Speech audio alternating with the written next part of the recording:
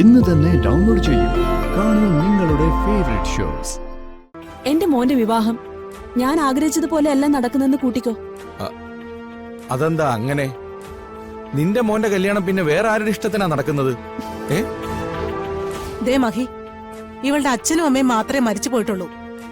ചോദിക്കാനും പറയാനും ഞങ്ങള് ചിലര് ജീവനോടെ ഉണ്ട്. ഞങ്ങളുടെ കൊച്ചിനെ വേദനിപ്പിച്ചാലുണ്ടല്ലോ കളി മാറും. അല്ല ചേട്ടാ? പിന്നല്ലാതെ. ചെറുപ്പം മുതലേ ഞങ്ങളാ ഇവളെയും ചന്ദ്രസേനെയും വളർത്തിയത്. അതൊക്കെ എനിക്ക് അറിയാലോ അമ്മാവ. ചന്ദ്രയ്ക്ക് ഇവിടെ ഒരു കുഴപ്പമില്ല. വൃദ്ധി കെട്ടാൻ പോകുന്ന പെണ്ണ് ഏത് കുടുംബക്കാരാ ചന്ദ്രേ? നമുക്കൊപ്പം ചേർന്നവരാണോ? അവരുടെ കുടുംബ ചരിത്രം ഒന്നും എനിക്കറിയില്ല.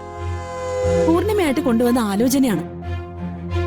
നന്നായി ആലോചിച്ചിട്ടൊക്കെയാണോ തീരുമാനിച്ചത്? കല്യാണം കഴിഞ്ഞു പോയാ പിന്നെ പെണ്ണ് നമ്മുടെ തലയിലാവും, അത് മറക്കണ്ട. പൂർണിമ വ്യക്തമായി തന്നെ എല്ലാം അന്വേഷിച്ചതാ. പൃഥ്വിക്ക് ദോഷം വരുന്ന ഒന്നും പൂർണിമ ചെയ്യില്ലെന്ന് എനിക്ക് ഉറപ്പാ. അങ്ങനെ ആയാ കൊള്ളാം. നിങ്ങൾ സംസാരിക്കാൻ ഞാനിപ്പോ വരാം. ശരി.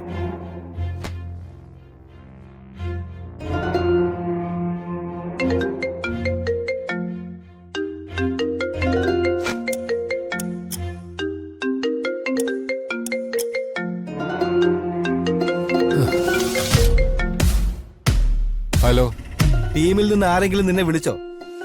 മേനോ സാറിനെ കോണ്ടാക്ട് ചെയ്യാൻ പറ്റുന്നില്ല. ആ ആംബുലൻസ് ഡ്രൈവറെ രക്ഷിക്കാൻ പോയവരുടെ യാതൊരു വിവരവും ഇല്ല. ഇന്ന് എന്റെ കല്യാണമാണെന്നുള്ള കാര്യം അറിയാലോ.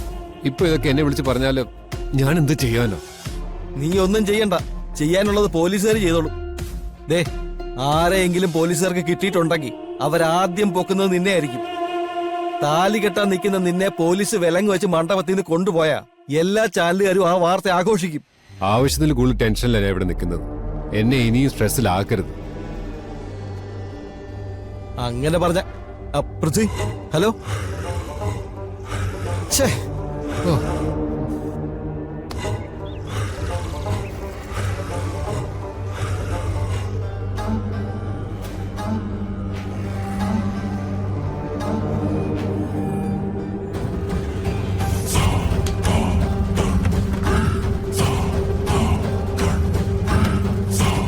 എന്തായി കിരൺ, അവരാരെങ്കിലും വിളിച്ചോ? ഇല്ല. വീട്ടിലെ അവസ്ഥ എന്താ? എല്ലാരും കല്യാണത്തിന് പോവാൻ റെഡി ആയിക്കൊണ്ടിരിക്കും.